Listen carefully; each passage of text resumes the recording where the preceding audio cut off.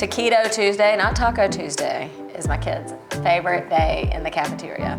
So I'm whipping up a big batch because something like this is just good to have on hand.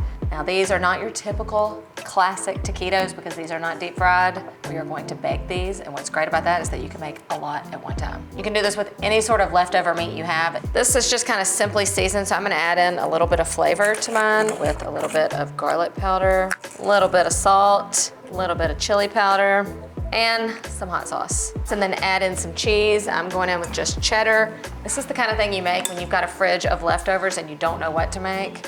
Something like this is key. Steaming my tortillas.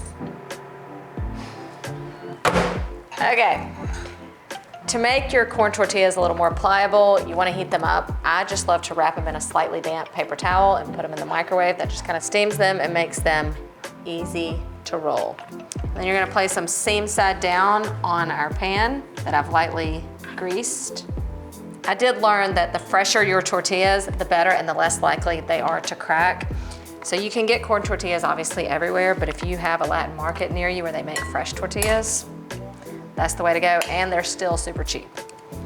You can easily make a big batch of these, at least a couple dozen, for less than 10 bucks. Or if you happen to use all leftovers, which is the best way to make this recipe, then you could probably make this for less than 2 bucks.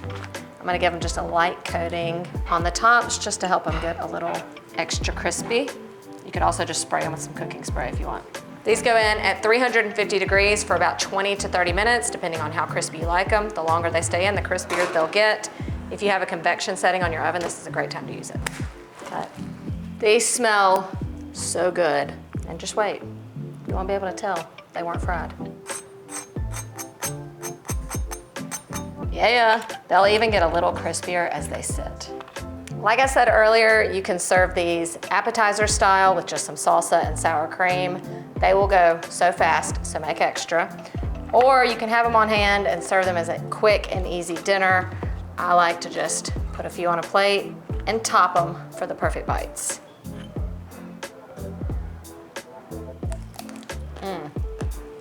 The flavor is simple yet so delicious, especially when you put on whatever toppings you like. And I'm surprised at the crunch that comes from the oven.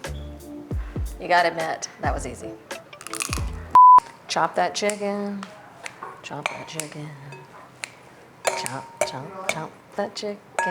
This is the perfect use for leftover chicken or rotisserie. Hear that banging? I got it going on.